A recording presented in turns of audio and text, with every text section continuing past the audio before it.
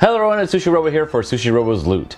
And it's the month of October, which means it's the horror theme. Yes, with Halloween coming up, it makes sense. So we're going to be doing this month's Loot Crate right here. And of course, spoiler alert for anybody who has not opened up their Loot Crate yet. For those of you who have, just watch this video and enjoy. And if you haven't, well, you've been warned. So let's get this on the road and kick this thing open. Alright, so looking inside here, we got all this good stuff. So let's take a look at the shirt as always. And what we got here? Naked Sluggers, I think that's what it says. I haven't watched Walking Dead since the beheading of Herschel. Sorry about that, don't really know who this guy is. If anybody could comment down below and give me a little bit more background on it, and it'll help me understand. Oh, that's cool. It is one of those pennants or whatever they call those things, or banner or sports banners. It's a Camp Crystal Lake, so that's pretty cool. From Friday the 13th. Looks like we got some chopsticks. Freddy Krueger chopsticks. Yes, his glove is now chopsticks. So if you are into Freddy Krueger and sushi, by all means, get yourself some Freddy Krueger chopsticks. All right, we got what appears to be the Loot Crate pin, and it is a Mike Myers Halloween pin. There has the butcher's knife with the jack-o'-lantern and Mike Myers' famous William Shatner mask that he's wearing. If you guys didn't know, that's what he's wearing in the movies, is a William Shatner mask. The Legion of Regrettable Supervillains. Yes, a book of regrettable supervillains. Sure, it's not Halloween themed, but I think that this is just kind of like one of those, like, you know, here, extra gratuity, have fun. So that's interesting. I'll probably end up reading this. Last but not least is the Leatherface plushie. Little stuffed Leatherface. He looks a lot happier than he does in the movies. A lot more adorable right here than he is in the movies. Too bad he doesn't come with like a little stuffed chainsaw. But yep, from the Texas Chainsaw Massacre is Leatherface in its plushie form. So that was everything for the Loot Crate list. So let's kind of go in depth on the stuff that I got this month. Alright, first up we have the Walking Dead Naked Sluggers t-shirt, which is a 60% cotton, 40% polyester t-shirt. Super cool detail actually on the person on it. I'm actually very surprised. It looks like it is silk screened. It has him swinging a bat with barbed wire wrapped around it. I believe he's a character from The Walking Dead. I haven't seen it for a while, so I'm not totally sure who this character is. If you know who he is, give me a comment down below and tell me who this guy is. But pretty cool shirt. Definitely something I would wear if I actually had a little bit more information about The Walking Dead as of now. But definitely something that'd be a cool giveaway for anybody in the future. Next up is a Camp Crystal Lake sports banner. It is made out of felt. Of course, it is from Friday the 13th, where Jason Voorhees likes to roam around and kill unsuspecting teenagers who are doing very bad things like drugs and premarital sex. So this is a cool little banner. Something I would probably hang up in my game room, definitely, because I am a Friday the 13th fan. And if you are too, definitely you'll enjoy this. After that, we have a Nightmare on Elm Street chopsticks. Yes, Freddy Krueger chopsticks. They're actually made out of metal, of all things, which is actually cool. Good stainless steel with rubberized grips at the end that help you use the chopsticks, and they're supposed to mimic Freddy Krueger's glove from the movie. And if you're a fan of A Nightmare on Elm Street and you're a fan of eating anything like ramen or sushi or anything that requires a chopstick, this is definitely up your alley, and it's actually a pretty cool high quality item. Next is the Loot Crate pin, and that is a Mike Myers Halloween pin. That's right, it's pretty cool. It's shaped like a jack-o'-lantern on one side, and then it has Mike Myers' trademark mask on the other, with a butcher's knife down the center, similar to the Halloween movie covers that you see on the posters. Pretty cool pin. Every month you get that loot pin, and this pin is actually one of my favorites. I'm probably going to put it up on the wall with the other ones that I've received from the My Loot Crates. I also received the book called Legion of Regrettable Supervillains. It is by John Morris. I haven't really got to thumb through it too much, but it looks interesting. I don't know if it's a list or if it's actually a book. I believe this is kind of like an extra loot crate thing that you get. I don't know if it's really related to the theme, but it's pretty cool. Looks like something fun to read. If you get this, I definitely suggest taking a peek through it. I'm going to actually probably take it into my game room, and when eventually I get a chance, I'll probably read it. But it's pretty cool, you know, the Legion of Regrettable Supervillains. It is a loot crate edition as well, so check that out if you got it in your loot crate. And the last item I received is my favorite item. It is a Leatherface Funny with a PH plushie by the company known as Funny. It is a loot crate exclusive little plushie that you can get. It is Leatherface. It's got a felt apron, felt tie. He's made of actually a very high quality cloth. Looks like he actually can last for a while. Looks like he's well stitched. Awesome detail. He's a lot more adorable here than he is in the movies, like I stated before. My favorite item out of the whole thing, I'm definitely going to put him on my shelf somewhere in my game room today. And yeah, that was all the items for the loot crate of October, the horror edition. Well, that was SushiRobo's loot for the month of October, the theme of horror. So this loot crate this year was pretty cool, better than last month's in my opinion. It had a little bit more of a set theme that would be a little bit more in kind of the geek realm, opposed to speed. So yeah, horror was cool. This was a good loot crate. Some of the items was a little like, what? The chopsticks, they're cool. But I gotta say, probably my favorite item is the plushie Leatherface. I always like the little figurines that I get, or the anything that's something I can set on my shelf in my game room. So yeah, this was a good loot crate this year.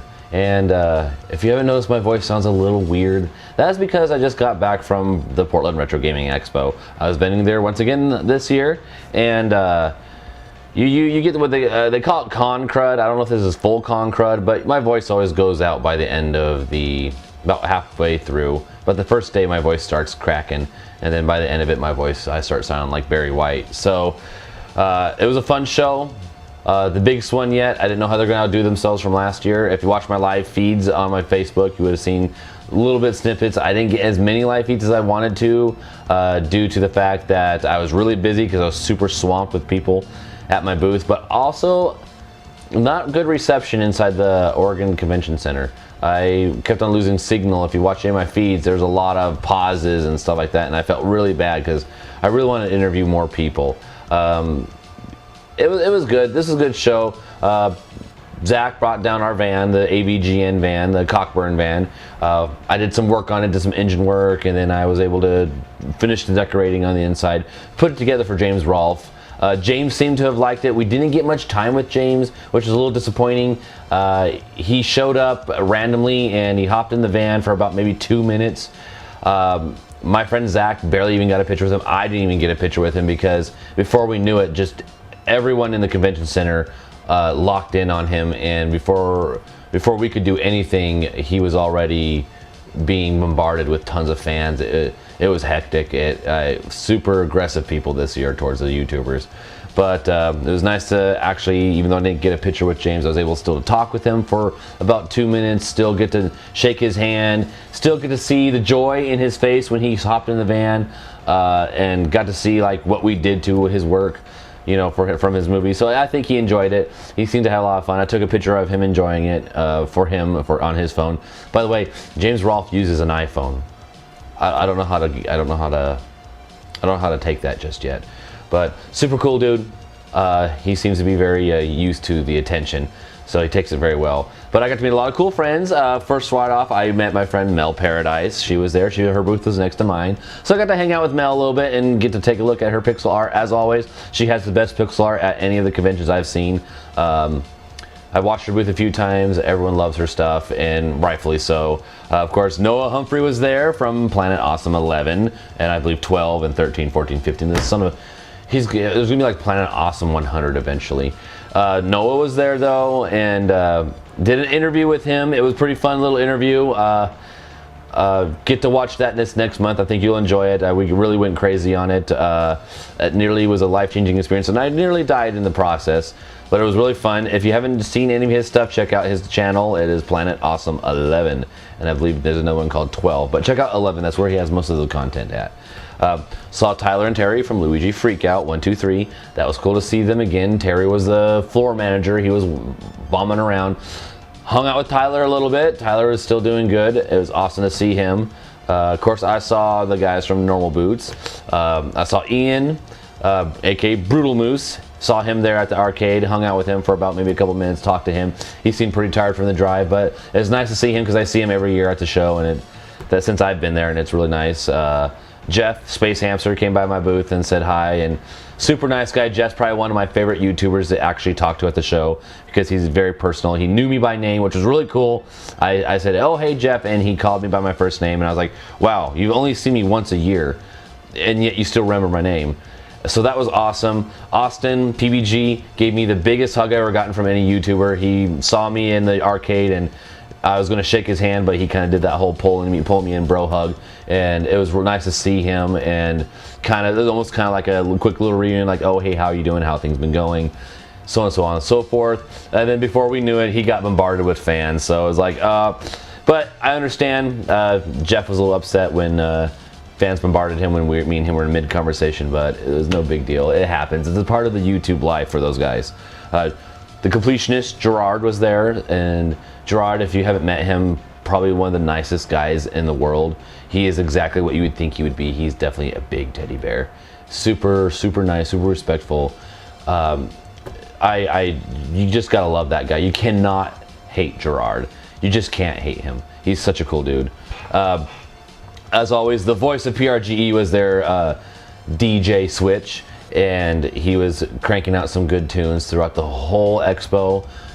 It was nice because no one else should ever be doing DJing PRGE but him, because that man Switch is the best. Of course, I saw Kelsey Lewin, which, if you don't know who she is, she hangs out with the great Metal Jesus. She finally launched her own YouTube channel, so check it out. It's under Kelsey Lewin, Lewin. Subscribe to her, check her out. I think she only has one video up, but she just started the channel like last week, and she's go. She's the owner of Pink Gorilla Games. She has her own game store. Super cool. Watch her stuff, check her out. And then, speaking of people who hang out with Metal Jesus, Kinsey Burke, aka Kinzilla. Yep, she was there. Got to hang out with her. Hopefully we will be doing a collab very soon. If you haven't seen her stuff, check out Kinzilla. That's her YouTube channel. Watch her, enjoy her. You'll like her stuff. She is the queen of what I call the space dress, because she always wears galaxy print dresses, and she's awesome. She's good. She's good people. Speaking of Metal Jesus, Jason was there, aka Metal Jesus, and it was super nice to meet him. He's a very, very nice guy. A lot of people are intimidated by him because he has long hair, kind of a big beard, very tall, but super soft-spoken, super, super awesome, super knowledgeable, very cool guy to hang out with and talk to. Super friendly. I can't get enough of him. Metal Jesus is an awesome guy, so if you haven't seen his stuff, check out Metal Jesus Rocks. I'm sure you already have subscribed to him. If you haven't, I don't know what your problem is, but you should subscribe to him. Of course, Jared, aka Pro Jared, was there. Got to, talk with him a little bit. He's another super cool dude. Sold him some games. He bought a couple games for me. Met his wife. His wife actually made a Namco token pin that I have clipped to my hoodie. And she stopped making those, so they were she stopped really making jewelry in general. So she was super stoked when I pointed out that, hey, look, I still have that pen that you made like 3 years ago and still wear it till this day. So she was super stoked. Jared, as always, super cool dude, very, very friendly, does his thing. You can't get enough of him either. Normal Boots guy, he deserves to be on Normal Boots. I was so stoked when I found out he was joining Normal Boots. And then, of course, I met the big guy, James Rolfe. And told you a story about him. He was very nice. It definitely seemed like he was rushed, and I don't blame him. The guy had a panel coming up in an hour, and I think he saw it coming. I think he was trying to do what he could with me and my friend Zach as quick as possible, because I think he saw the barrage of fans coming, because it was like 80+ people just like a horde of zombies coming for a poor guy.